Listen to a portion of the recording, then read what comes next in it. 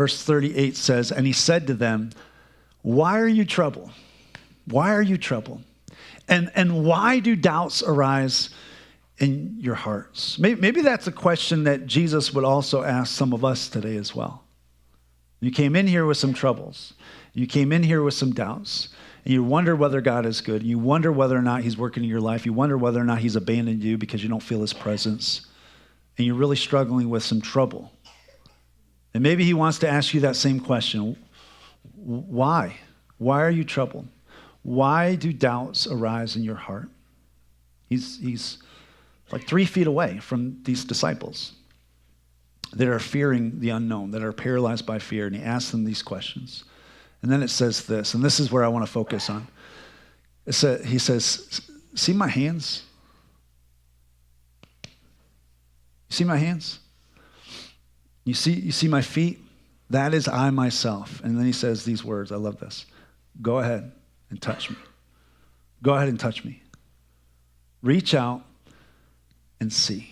Can I just make a simple observation about that passage that just jumped off the page at me this past week that made me want to change my entire sermon half midweek, which is very rare? That simple observation is this.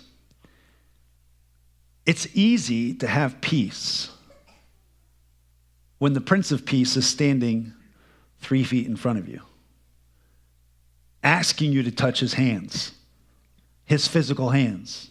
It's easy to have peace when you can literally, physically touch the hands of Jesus and know without a shadow of a doubt that he's real. I mean, can you imagine? Can you imagine how much fear they had? Can you imagine how much worry and anxiety they had in their heart? And yet Jesus says, not only peace be with you, but I'll prove it. I'll prove that I'm here. All you have to do is reach out and touch me. You imagine in that instant, all their fears, all their worries, all their anxiety was melted away, just like that. Wouldn't that be nice? Like you're really struggling with some trouble in your life. Doubts start to flood your heart. Trouble starts to invade your life. And Jesus shows up at the instant of a prayer, right? And you're just like, oh, thank God. You know, I was worried there for a second you weren't real. I was worried that you didn't love me. I was worried that you didn't care. But now I can trace your hand. I can touch your hands. I can touch your feet. Wouldn't that be great? Would be. Unfortunately, that doesn't happen. And that's not our story. Unfortunately, we have something even better than that, which we'll talk about. But you and I don't have the luxury that the disciples had when the bottom drops out and fears arise in our hearts and doubts start to flood us, to be able to trace the hands of God. And that can be tough because literally you can't do that. Figuratively, it's even harder to understand God's hand in your life, where he's leading you, where he's guiding you, why bad things happen to you. It's very difficult to understand that. And so, here's the question. What do you do? What do you do when you can't trace God's hand?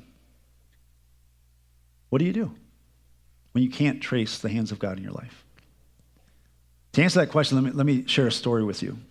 It's a testimony from a pastor that I recently read. It's really gripping, but the story of Frank, a guy named Frank and his wife Debbie. And it was 4th of July, 1986. So this is a while ago. But Frank leaned across the hospital bed of his 27-year-old wife, whose unsteady breathing signaled the approaching end of her mortal life. Gripping the one hand left on a body ravaged by cancer, Frank whispered into Debbie's ear, a thank you for being his wife and the mother of their 4-year-old son, Stephen. Within moments, she was gone, and Frank, who was 30 years old, was a widower. What do you do when you lose something that is so precious to your life, thought Frank. And it was a thought he would wrestle with for a long time as he sat and cried at the grave of his wife, telling God it hurt so bad that his life was spinning round and round. And at one point, Frank demanded that God give his wife back. I want her back, he said, with a full head of hair, and I don't want there to be a bum arm or a splint on her leg. I didn't bargain for this. I just want her back, God. But Frank sensed God saying in that moment, if I opened up heaven and said, okay, Debbie, you can go back, she wouldn't want to go back. She wouldn't want to go back, Frank. She's enjoying everything I ever prepared for her. Now get up and get on with your life. And sitting there, Frank remembered a quote from another whose wife was deathly ill during his ministry that said this: God is too good to be unkind, and he's too wise to be mistaken. And when you can't trace his hand, that's when you must learn to trust his heart. Isn't that good?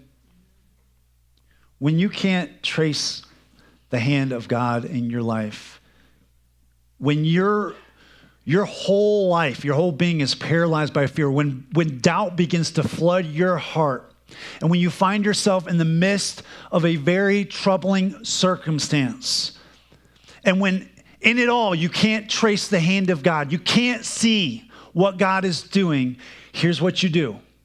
You learn to trust his heart. And his heart for you as a follower of Jesus is good. That even when you can't see how he's leading, and even when you can't see how he's working, he is in your corner working for your good and his glory.